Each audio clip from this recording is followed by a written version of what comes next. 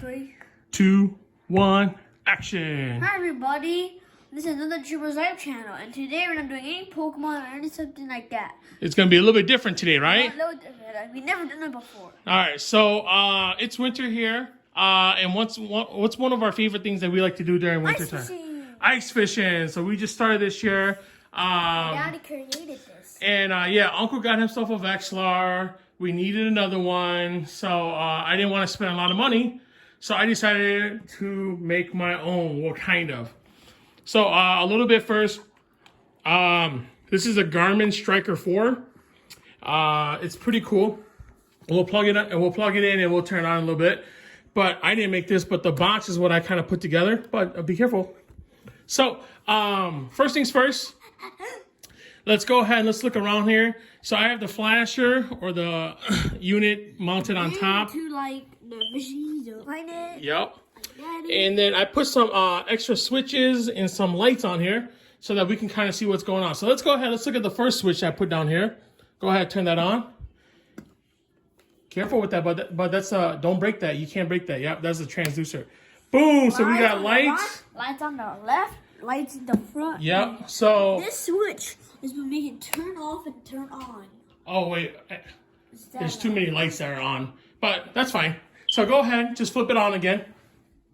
That is how you turn it on. All right, so you know when you're fishing, it's dark. When you're hole hopping, you're jumping back and forth.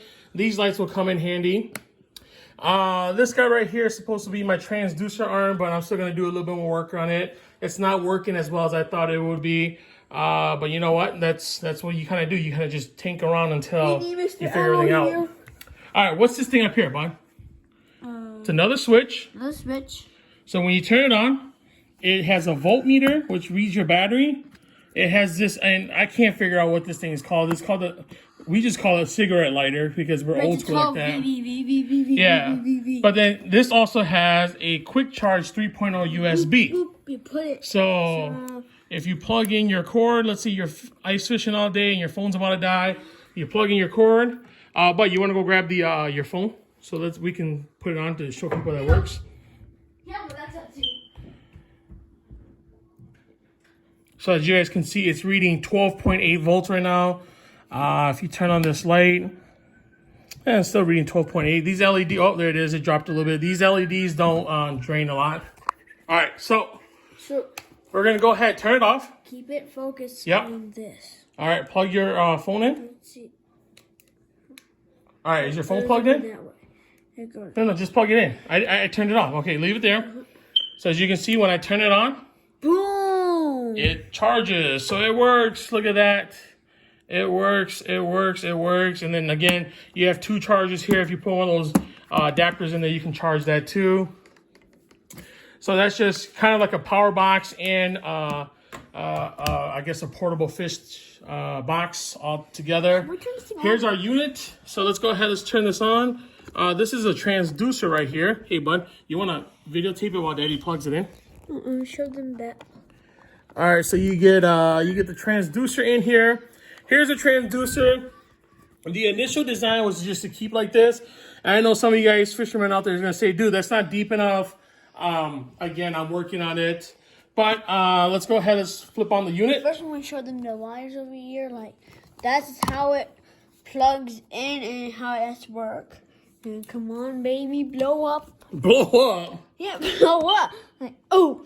So there it is. The unit's on. So it's mounted with the mount that you put on the boat, so you can flip it back and forth, twist it up and down. Here's the one. So here's your main screen right here. Yep. So let's go ahead. Let's look at the traditional. So of course we're not in water, so it's not reading anything. But you can also go back, go down to the flasher, and this is what we'll be using to kind of read our ice fishing. We're gonna change the chirping a little bit. We still have couple more months of ice fishing, right? So we'll definitely be using this. What is that? So if you've never read a fish finder before, and for some reason it's not focusing. So if you drop it from be here careful, bud. Yep. and you see the thing dropping, but then you stop and then you kind of jig it, that's gonna be you, and then you can keep on going until it gets to right here or like all the way up there to 10 feet. And I forgot, I got to do more research, but I think they said something about chirp and the kilohertz. You don't click your finger. So it's on 200 kilohertz right now. But again, as you can see here, it's got the voltage, it's got the water temperature, it's got the depth. Then we also need to do it inside of it. Yeah, we're really not at 10.3 feet. But again, I don't know if it's good to keep my transducer on while it's like that. So I'm just going to go ahead and turn it off. Go ahead, open it up. Now, I know I'm going to get ribbed for this, but just bear with me. That's why you just need to do that. Yeah, so, I'm not an electrical guy. Oh, be careful, Bob. Be careful. Things. Yep. So this is how it's set up. So I got these switches from Amazon. They just came in today. For 2 or 3 whole days. No. I had nowhere to eat. Yeah, I was working on my. I don't know why my phone's not focusing. I have no idea. Yeah, but yeah, I took over the kitchen island. I got this grommet from Garmin. It was expensive as heck. It was like $8. I couldn't find any other grommets. So if you guys know any place, go ahead and comment below. Show this place because this is the most place that yeah. want to show because this is where like robot stuff. Yeah. Now again, don't make fun of me. I'm not an electrician. I'm not an electrical engineer. This is just. One day I will. Yeah, one day this guy will be. I just kind of put it together. So here it is. I wanted to make it so that each switch will have its own control. So there's not like a master switch. But all the power is connected straight into this battery. This is a 12 volt, 8 amp battery. So it's not a lot, but it's enough. There's enough space in here for me to store the flasher unit when it's not in use. And then I've also created this guy so that when I'm not using it, it's connected to the transducer. I can just store it in here and we'll be good to go. If you guys know of how to clean up these wires, go ahead, comment below. But yeah, all these parts are good for me to build a robot. Like if this thing doesn't really work out, then maybe I will use some of these spare parts, and Daddy and me will go find some metal at Home Depot because I saw a couple of them. Home Depot. This guy's like crazy right now about building robots. I saw in the human real life 3D show of Fantastic Four. Yup. And all those smart kids, right? Kids, they're smarter than Iron Man. I don't know if they're smarter than. I don't know. I don't know because one time he took baby lava from a person. Hey, I don't know about that. Remember, Iron Man discovered time travel. Okay. So we're talking about the Fantastic Four. They transform. Yeah. They boom. Somewhere else, like a the second version where Fox made it, where it's the little kids who are Fantastic Four. And then they like put something there, like maybe a phone. And it disappears into another dimension, or not even a dimension. I think it's just like a different planet, and it comes back. Yeah. Never been scored before, never been seen. And then you boom back here. Boom! In the first try, there we go. It got rocks and sand. So I don't know what's going on with my phone. It wasn't focusing. I pressed this little sun icon. It's not back. As you can see here, we're gonna be doing a bunch of ice fishing. So I figured we put insulated with some styrofoam. When Friday hits. Yeah, our plan is to go out this Friday and test it out. So I'll be running this guy. Not just to test it out, to actually fish. Yeah, fish too, but I'll be running this guy up against Uncle's Vexilar FL18. He also has an FL8. I've been catching walleyes and different fishies ever since. Yeah, so let's talk about that. What did you catch last time, dude? Walleye. How many of them? 2 or 3. You caught 2 walleyes and 2. You remember those other fish? Perchies. Yeah, so but for real, we got a lot of bites. Yeah, Titus just couldn't land them. So Uncle Evan had to buy us food. Or yeah. Yeah. So every time we go out, we always bet to see who would win. And last time, ChooBird got skunked, so he owed us dinner, but he didn't pay up. This time, Uncle went, and Uncle didn't catch anything. So ChooBird is trying to get Uncle to pay for dinner, but as you can see, they both don't pay up on their debt. But there it is. Here's my improvised ice portable box with the charger. Hopefully you guys like it. I took a lot of inspiration from YouTube. I can make some upgrades of this thing. I don't know. This thing I will pass on to you, bro. And one day I'll get like one of those Helix 7s or those Garmin Life Scope or something like that.